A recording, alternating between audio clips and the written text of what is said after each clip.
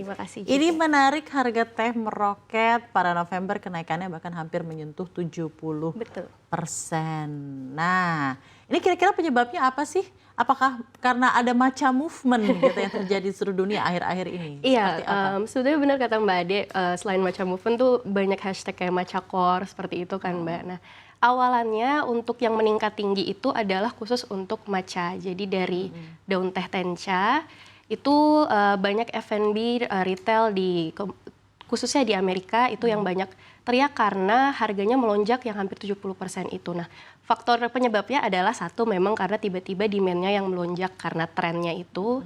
Jadi banyak yang bilang ini semua karena FOMO. Jadi tadinya teh yang buat seremonial yang dianggap sakral jadinya untuk tren yang ya untuk media sosial saja begitu. Nah, selain itu memang untuk faktor produksi matcha sendiri sekarang sedang mengalami penurunan karena untuk memproduksi bubuk matcha dari tencha itu memang dia membutuhkan waktu yang lama dan volume produksi itu biasanya kecil kalau dibanding teh lain. Jadi emang karena dua faktor itu makanya bisa terjadi lonjakan yang tinggi sekali begitu Mbak Adi. Oke, baik. Apakah menurut Anda ini hanya momentum? Misalnya orang-orang lebih kepada FOMO tren matcha, atau ada potensi kenaikan lagi? Seperti apa? Sebenarnya dua-duanya Mbak, karena kalau untuk sekarang kan memang karena trennya tersebut, tapi melihat secara produksi memang matcha ini diprediksi sampai beberapa waktu ke depan juga akan mengalami penurunan karena faktor cuaca dan susahnya dalam memproduksi tersebut dan ada kabar bahwa regenerasi petani yang khusus untuk berfokus di matcha ini tidak sebesar yang diharapkan. Jadi selain momentum karena sedang trending, ada kemungkinan harganya juga akan tetap tinggi untuk beberapa waktu ke depan. Oke, beberapa waktu ke depan. Tapi dari sisi sektoral mungkin ya, sektor mana saja yang terdampak, Ega? Apakah industri minuman, F&B dan lain-lain sudah mulai terasa ini impactnya tersendiri dari kenaikan harga teh tersendiri? Yang pasti terutama terkena betul Mbak Ade pasti F&B yang memang dia khusus untuk memproduksi minuman atau apalagi yang memang dia berfokus di matcha. Terutama F&B mungkin yang baru terjun mengikuti tren karena matcha sekarang sedang tinggi demand-nya. Dengan harganya yang semakin tinggi tentu mereka harus banyak berpikir lagi berputar ide-ide baru bagaimana menciptakan tir-tir baru atau memilih teh-teh lainnya. Selain itu pastinya juga untuk industri yang memproduksi bubuk matcha untuk makanan ataupun minuman itu pasti terpengaruh dan rantai pasoknya juga Mbak Ade gitu. Impactnya ke Indonesia nih, kira-kira apa? Dampak harga teh yang meroket akhirnya ke net ekspor kita, ke ekspor dan impor kita. Dan tentunya saya juga ingin tanya gitu ya ke Ega, kontribusi ekspor teh ke ekspor nasional tuh sebenarnya berapa sih, Ega? Oke, untuk CPI sebenarnya sebetulnya tidak sebesar itu ya Mbak untuk teh. Jadi memang tidak, kalau ditanya apakah sangat berpengaruh nantinya ke inflasi dan sebagainya, sebenarnya tidak karena dia bukan faktor pendorong yang besar.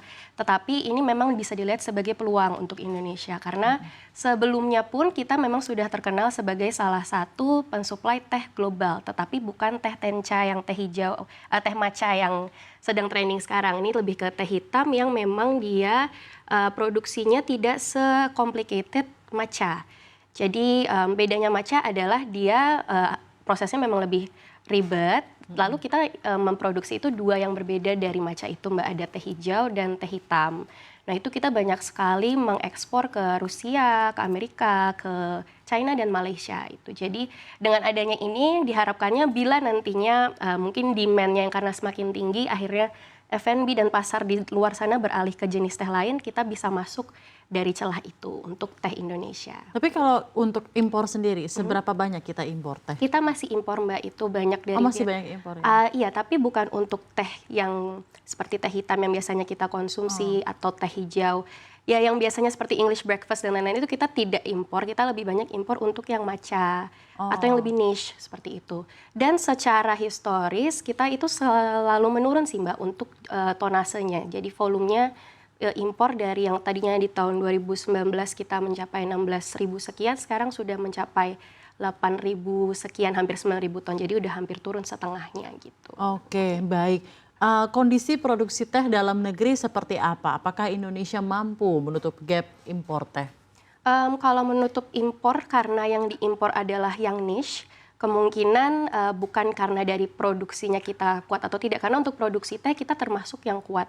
Jadi mungkin untuk menutup demand yang memang kita tidak punya. Nah itu penyelesaiannya bukan dari produksinya kita sih Mbak, lebih ke bagaimana kita bisa diversifikasi, membiasakan tidak hanya terfokus ke niche yang teh yang kita tidak punya, jadi mengolah yang memang kita sudah punya untuk dijadikan produk yang lebih bervalue selain teh hitam biasa atau teh hijau biasa. Gitu, Oke, tadi kan juga ada tanggapan dari Menteri Pertanian dan juga Kepala Bappenas ya, Pak Andi Amran, bahwa sebenarnya keadaan ini baik gitu ya untuk Indonesia dan kita bisa memanfaatkan tentunya peluang ini gitu ya tentang kenaikan harga teh karena Indonesia hampir pasti akan menikmati keuntungan dari kenaikan harga teh global tersebut.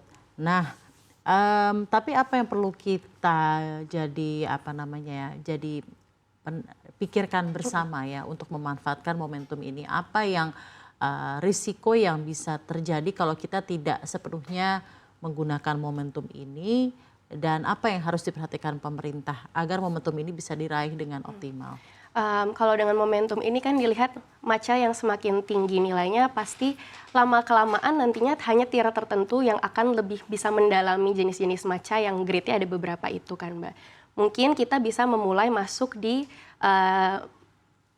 membantu di mungkin F&B kita, bagaimana kita masuk ke selain matcha, jadi mungkin hojijannya atau memang teh hitam, jadi olahan-olahan minuman yang selain itu, dari yang memang kita sudah punya, bagaimana kita bisa memproduksi itu tidak hanya daun teh kering yang kita ekspor, tapi kita bisa jadikan produk yang memang niche, yang memang ya mungkin kelasnya terlihat lebih mungkin higher upper class gitu, tetapi ya sebetulnya memang produk yang sama, tetapi dijadikan sesuatu yang terlihat lebih valuable. Nah itu mungkin di brandingnya dan itu butuh bantuan tentunya di rantai pasok dan hilirisasinya agar nantinya di bagian produksi pun bisa menjadi produk yang memang berkualitas begitu. Karena pada dasarnya sebetulnya teh kita itu berkualitas Mbak Ade, dia betul-betul secara rasa kita punya yang teh hijau yang memang tidak setajam itu biasanya dipakai untuk English breakfast tea yang seperti itu, atau yang memang kita yang memang rasanya kental seperti teh hitam kita,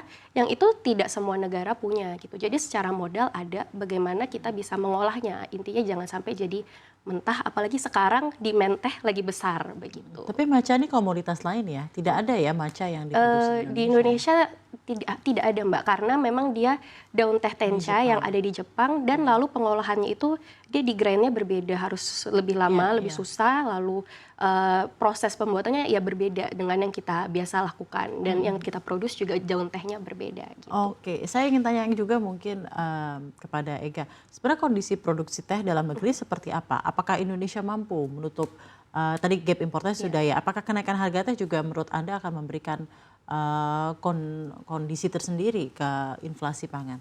Kalau ke inflasi pangan kemungkinan tidak, karena memang dia secara kontribusinya ke CPI tidak besar, tetapi mungkin yang kita bisa rasakan nantinya kalau kita lihat dari yang harga global matcha ini, tentunya yang di F&B untuk menu-menu matcha pasti akan mengalami peningkatan.